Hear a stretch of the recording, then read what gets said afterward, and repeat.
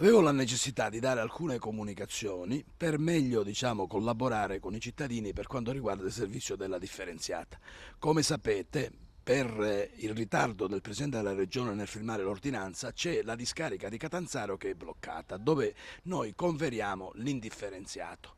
Questo problema rischia di bloccare il sistema più generale della raccolta differenziata. Cosa c'entra l'indifferenziato con la plastica, con il cartone e così via? C'entra perché noi abbiamo i compattatori bloccati perché sono pieni di indifferenziato e non possiamo scaricarli e quindi non possiamo trasferire la plastica e gli altri prodotti nelle piattaforme di smaltimento della differenziata, che sono cosa diversa rispetto alla discarica Catanzaro. Siamo riusciti a recuperare in questo contesto un numero minimo di compattatori da poter utilizzare e questo ha consentito per esempio ieri di ritirare la plastica, però con delle disfunzioni per cui qualche strada è rimasta non servita. Per questo noi chiediamo un po' di pazienza e di collaborazione da parte dei cittadini. È un problema che non possiamo superare perché non dipende da noi. Stiamo facendo grandi sforzi. Oggi verrà raccolto regolarmente l'umido e il vetro perché seguono canali diversi e vengono utilizzati mezzi piccoli quali sono i porter e i gasoloni.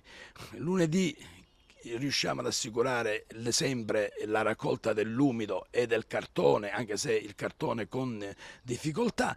Poi vediamo se arriva questa ordinanza e che ci consente di sbloccare la situazione, tutto ritornerà normalmente.